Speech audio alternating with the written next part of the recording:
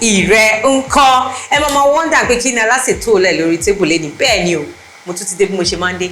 By the way, ṣé ti subscribe? If you are not subscribed, tó wá pé èní ló ṣe rí channel rẹ̀ yá, darapọ̀ mọ́ mi ní kíákíá, and please always like my videos kẹ́dẹ̀ bá máa share fún àwọn olólùfẹ́ tiyín náà. Ẹ káàbọ̀ sórí ètò Alase ni mí. Kí ni mo mú wá fún yín lénìí? Yamarita. Yes, ẹ gbọ́ mi. Yamarita òun ni mo mú wá fún yín lénìí.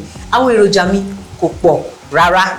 Iṣu rèé àti bẹ́ẹ̀ torí àkókò mo ti bẹ́ behind the scene mo dẹ̀ ti kó sómi. Reason tí mo ṣe kó sómi ni pé mo máa ń sọ fún yín pé soda kò ní máa change colour.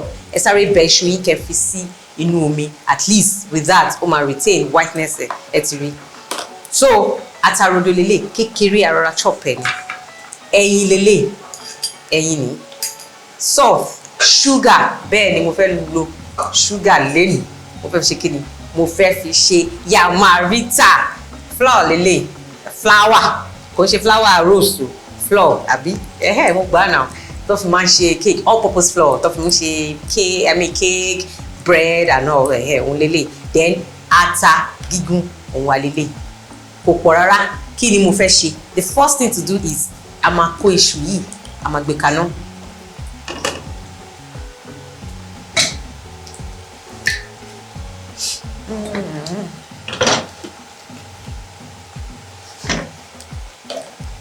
Meanwhile, ṣe ríra iṣu Yamarita kò gbọ́dọ̀ pẹ́ jù lórí iná. So especially tẹ́ bá yẹ pé lọ ra new yam, àwọn iṣu tútù tó máa ń ti kéde, kó máa ń tètè rọ̀. So ẹ má jẹ́ kó pẹ́ jù. Meanwhile, tẹ́ bá dẹ̀ rí pé iṣu tí mo ra iṣu tútù ni, ẹ rí thickness ẹ̀, mo gé, ó thick. Ṣó ti yé yín? But tó bá yẹ pé iṣu tó ti dẹ̀gbẹ́, tó jẹ́ old kìíní, káwọn yẹn máa ń le. So ẹ lè jẹ́ kí yẹn fẹ́lẹ́ díẹ̀. Ṣé nǹkan tí mo sọ ṣé mo make sense? I'm very sure I did. So òun lélẹ̀ ìsìn, a máa wá bu omi lásán lélẹ̀ yìí o. Màá bù sí. Mo sọ fún yín pé new yam ni, so omi tẹ́ fẹ́ fi sè kò ní really pọ̀. Iṣu yìí half, ká máa ń sọ pé a máa ń parboil rice, a máa ń parboil ẹ̀wà sometimes, so a fẹ́ parboil iṣu yìí ni. Kò ní jiná jù pé rọ̀rọ̀, kò dẹ̀ ní le. I meet in the middle. So kí ni màá fi ṣe iṣu yìí? Iyọ̀ ló ní ráńpẹ́. Iyọ̀ ó máa ń tètè mú iṣu o, so ẹ rọra pẹ̀lú quantity ẹ̀. Then sugar, yes. Ẹ tẹ́ máa wá ní sugar breakdown, yam will break down to sugar and all that. Yamarita kò gbọ́dọ̀ lo sugar o. Ṣé ó yé yín bẹ́ẹ̀? Ṣé ó yé cable? So this is it. A máa fi sílẹ̀ lórí iná. Kó come to boil, kó cook. Mo sọ fún yín kó má rọ̀ jù, a fẹ́ kó over raw, a dẹ̀ fẹ́ kó má jìnnà. After that, ẹ jẹ́ ká fún ní like maybe 10 to 15 minutes. Ṣó ti yé yín? So ẹ jẹ́ kí n cover àwọn ibi tó bá ìrìn àjò ayé ẹ̀ dé. All right, so ṣe ti rí iṣu wa bó ṣe sẹ́ngẹ̀mẹ́ngẹ̀ lójú, bá ṣe fẹ́ achieve ẹ̀ lélẹ̀. A fẹ́ kó rọ̀ jù, kó dẹ̀ a dẹ̀ fẹ́ kó le jù. Ṣó yé yín? So ẹ máa wonder pé kíní. After tí mo lọ, tí mo cover, mo realize pé me my slice ẹ ní ibẹ̀ ṣe máa ń rí Yamarita yẹn máa wọ̀rí ẹ lè ṣe báyìí náà, provided that yam yẹn jẹ́ kó over raw. So ní báyìí ẹ máa ní láti jẹ́ kó cool down a bit. We now slice bí ẹ ṣe máa ń rí yẹn. Meanwhile, mo ní aunty kan bó ṣe máa ń like ọmọ bóun fry Yamarita ẹ lélẹ̀. Ṣó ti yé yín? Màá nù láì bó kàn ṣe máa tírín bẹ́ẹ̀ yẹn. So you can actually do you, but èmi ò lè fry ẹ báyìí because ó tiẹ̀ tún tóbi jù. Kò ní dín wọnú dáadáa. So ẹ ti rí báyìí. Mo ti paná díẹ̀ o. So mo ti kó. Ẹ máa set aside kó máa ra tútù lọ díẹ̀díẹ̀.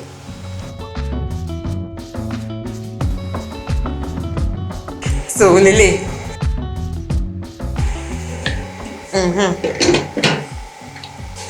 Èyí tí iṣu wa fi rọra ń gbóná lọ, àmì tó fi rọra ń tutù lọ, ẹ jẹ́ ká set aside báyìí. Ká wá prepare flour mixture wa. Ṣó ti yé yín? So a máa kọ́kọ́ add sugar. tẹ́ bá like sugar dáadáa ẹ má yẹ kó pọ̀ jù kó má má ṣe mẹ̀dẹ̀mẹ̀dẹ̀ ẹ fi sínú flour yín kẹ́ mix ẹ̀ dáadáa. Ṣóyé cable I'm gonna add little sauté. Ele reason ni pé so that tẹ́ bá gbé yín lé gbogbo ẹ̀ kò ní máa jẹ flour lásán á tẹ̀ tún ní taste. That's it. Then a máa wá fi ata gúngún ẹ máa fi sí. Ẹni tí bá ń jẹ ata ẹ lè rọ púpọ̀ sí but díẹ̀ ni torí mo fẹ́ lo mixture ata gúngún àti ata rodo ni mo ṣe rọra ṣe wọn tí wọ́n sì. Mo máa like kí Yamarita mi kó rọra máa ta ìsẹ̀rẹ̀. Ṣóyé so àṣẹ báyìí.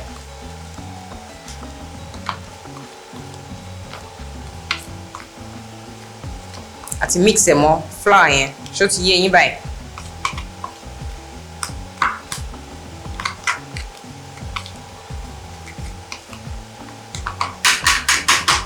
So ẹ jẹ́ kí n kó àwọn eléyìí sẹ́gbẹ̀ẹ́. Then àwa fọ ẹyin wa.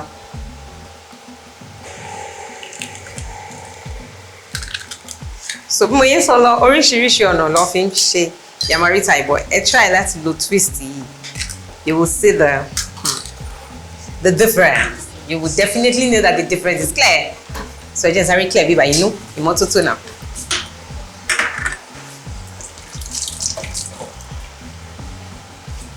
So now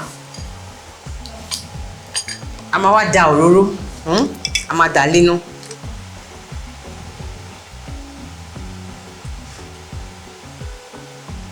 Ẹ jẹ́ kó òróró yín kó ṣe díẹ̀ ṣóyé yín so that ó máa jẹ́ deep frying. Yàmù yín ò ní jókòó sínú ẹ̀ kó máa fa òróró mu so máa fẹ́ top up òróró mi díẹ̀ so tẹ́ bá rí pé ó pọ̀ sókè ẹ má ṣe kíní tó rọra heat up lọ. So ẹ ti rí nǹkan tí mo mix bí báyìí. Mo mix sugar, iyọ̀, ata gúngún àti rodo. Mo mix ẹ̀ mọ́ flour yẹn yes. So bẹ́ẹ̀ ni. Ẹyin yìí mo fọ mo dẹ̀ rọra fi iyọ̀ kínkínní ni o mo fi po ẹyin yẹn.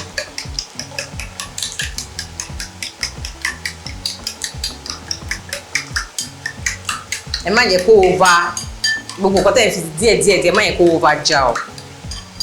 So mo ń dúró kó òróró yìí kó gbóná because ó máa ń da tẹ́ bá ṣe ń fi sí tẹ́ bá ṣe ń mix ẹ̀ kẹ́ máa fi sórí iná straight ṣó ti yẹ yín so that kò ní lọ lẹ̀ mọ́ pàtíwọ̀ kò ní look fine lójú tẹ́ bá filẹ̀ kó dry kẹ́ tó bẹ̀rẹ̀ sí ní kó sínú òróró tó ṣe ń gbóná bọ̀. I hope I'm making sense yes bẹ́ẹ̀ ni.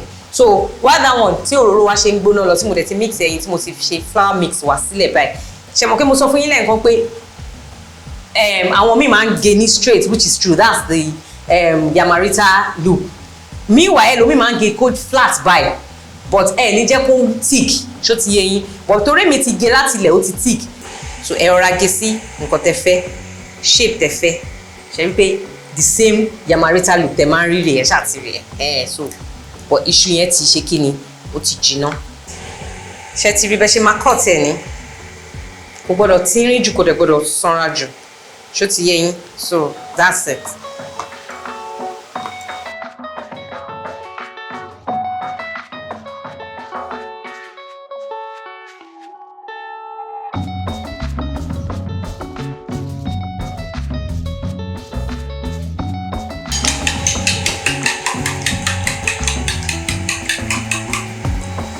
So nísìn ẹ rí pé mo ti gé so ǹdẹ̀ lè jẹ́ mo tún ti ṣu mi.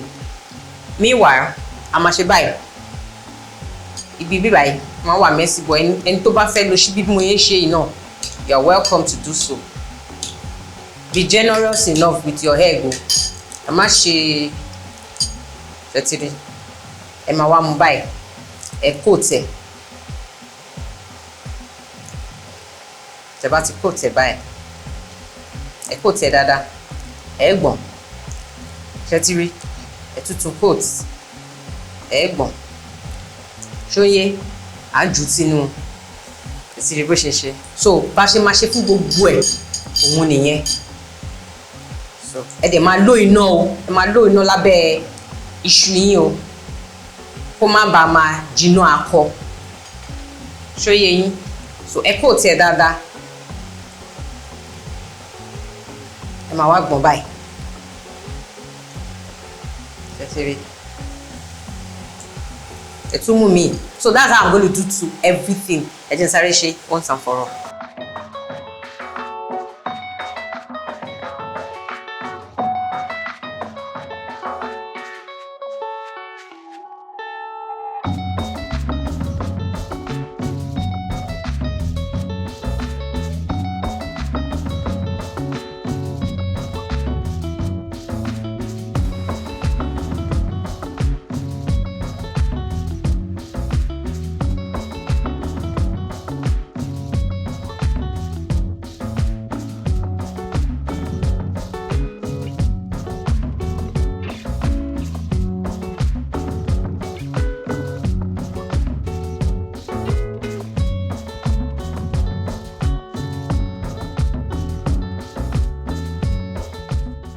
ṣé ti rí nsìn tẹ́ bá ti rí pé ó ti brown báyìí can be rest assured pé iṣu yín ti ṣe kí ni ó ti sẹ̀ǹgẹ̀mẹ̀ǹgẹ̀ ó ti dín dáadáa so èmi máa ń like kó tún dín so that inú ẹ̀ á rọ̀ ìta wà crunchy ẹ ti rí so bẹ́ẹ̀ ni o ẹlòmíì á máa wonder pé kí ló tó wá mix iṣu kó ṣe wá fi fry àpò kò lè mix ẹyin mọ́ flour ní gbogbo ẹ̀ pé akọ́ máa dá sí so reason tí mo ṣe bẹ́ẹ̀ ni pé quantity ẹyin ló máa determine flour àti pé tẹ́ bá dà síbẹ̀ yẹn flour máa ń tètè fa ẹyin mu so you won't be ẹ kàn máa dàbí pé ẹ ń jẹ iṣu lásán àti flour ni kò coat ẹyin yẹn ò coat dáadáa but with this method ẹ rí i pé fúnra yín lẹ dip ẹ sínú ẹyin then ẹ wá coat ẹ pẹ̀lú flour so you can be rest assured that you are actually eating a good yamarita by doing this process so ẹ má wò pé wàá dẹ̀ dákọ̀ kò sẹ́ni tí ò mọ wùrúwúrú náà ṣe but ẹ jẹ́ ká ṣe ní kèlè ń jẹ́ so that we can achieve the best result. eléyìí ó ti ń fry ṣe ti rí nǹkan tẹ́ fẹ́ achieve rẹ̀ so ẹ make sure pé ẹ wà generous enough with your flour ẹ kó tẹ̀ dáadáa àti ẹyin yín have you seen it? ẹ lè fi sínú kitchen towel àbí paper towel kìíní fi òun lélẹ̀ mo yẹ máa ṣe fún gbogbo ẹ nìyẹn a máa dín ẹ rí tẹ́ bá notice pé mo ti soak àwọn yòókù sínú ẹyin you can even do it like this tẹ́ bá rí pé big bowl ẹni ṣe ti rí pé àwọn iṣu tó kù yẹn mo ti soak ẹ sínú ẹyin ó máa mú ẹyin dáadáa you can be rest assured that tẹ́ bá ń jẹ you are actually eating correct authentic yamarita ẹ lè serve èèyàn party you can substitute it for àwọn small chops. You can actually substitute for gizdodo as well, but there are some they're just finger foods. Juice sílẹ̀gbẹ̀fẹ́ nìkan. Wọ́n máa ṣàdúrà fún ẹ ní wọ́n máa jọba sweetie thank you. Ṣe ti rí bẹ́ẹ̀ yẹn àti ọ̀rọ̀ ráńkó lẹ́nu yẹn. Òróró yẹn ò tún gbọdọ̀ pọ̀ jù náà. As much as mo fẹ́ ní kẹ́ ṣe deep frying so àwọn eléyìí mo ti so I'll fry the second batch off camera the next thing tàbá máa ṣe báyìí ẹ̀kọ́ rí ni pé mo ti ṣe kí ni mo ti serve ẹ̀ ni I love you guys.